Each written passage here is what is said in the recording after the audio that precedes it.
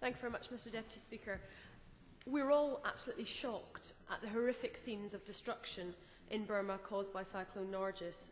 The massive loss of life, the homes that have been just swept away, and the tide of chaos in its wake. So I very much welcome the Secretary of State coming to the House to give this statement, and indeed would like to thank him for prior sight of it. He outlined the problems of getting aid into the country, and that is, of course, what is causing us huge concern. There seems to be some small positive news of flights finally getting in and landing, but obviously that is not enough to deal with the scale of the problem, and indeed much too late.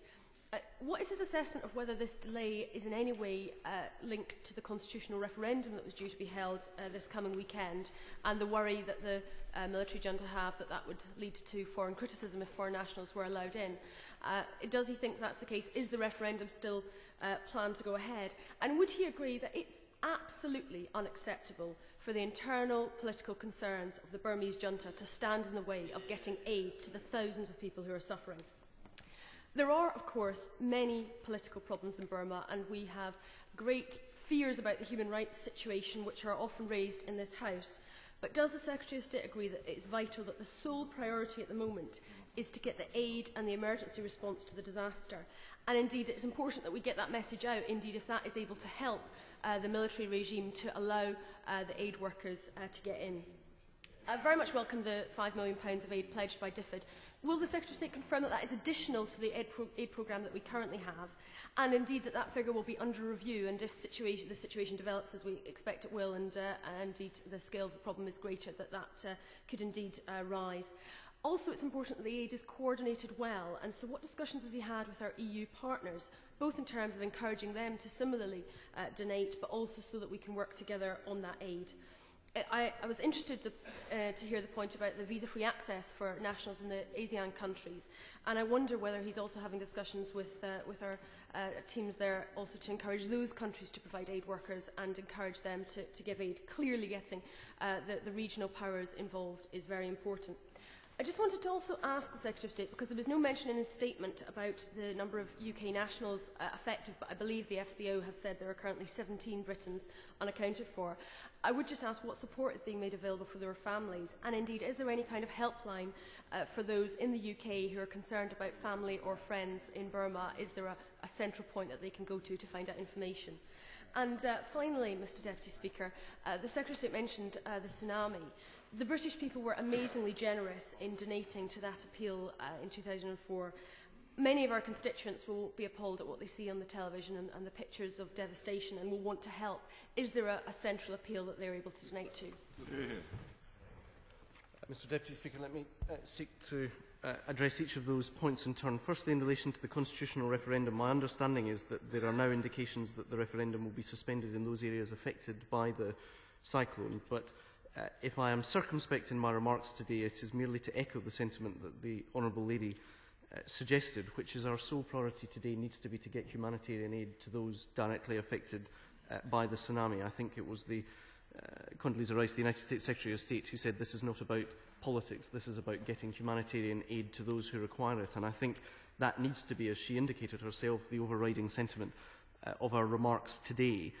There are, of course, and have been plenty of other opportunities for this House to discuss political developments within Burma. It is, of course, a matter to which we will all return. But if I am circumspect today, it reflects our determination to ensure that the message that we send to the Burmese regime is clear, which is the first priority today needs to be to ensure access to the international relief effort that is so urgently required on the ground. In relation to whether the up to £5 million is additional to the programme for Burma, I can give her that assurance. It is additional resource. Is it under review in light of developing situations on the ground? I can also give her that assurance. It is, yes, under review. In relation to the extent to which we are coordinating our efforts, there are established mechanisms. We've both been in touch with ECHO, which is the coordination mechanism for humanitarian assistance at a European level, and of course with John Holmes, the United Nations Emergency Coordinator. In relation to work being taken forward with ASEAN countries, as I say, we've been in touch with each of our Foreign Office posts in the ASEAN countries, and they're in dialogue with the respective governments. In relation to the issue of United Kingdom nationals, I too have seen some of the media reports indicating the number of people who have not yet been contacted I wouldn't wish to heighten the anxiety of anybody who may have relatives who they know are in Burma, but I have to say that when I spoke to Mark Canning, he was clear that we had not yet received any indications that there were individual British citizens in difficulty in a way that we were aware very quickly following the tsunami, that there were a number of people in the areas affected by the tsunami. He emphasised to me the fact that the British population in Burma, whether in terms of people travelling in Burma or resident within Burma, is relatively small but are widely dispersed across what is a country with very limited communications, and in that sense it will inevitably take time to be able to account for even the limited British population who are there, but I can give the assurance to the House that that work is underway from our post in Rangoon.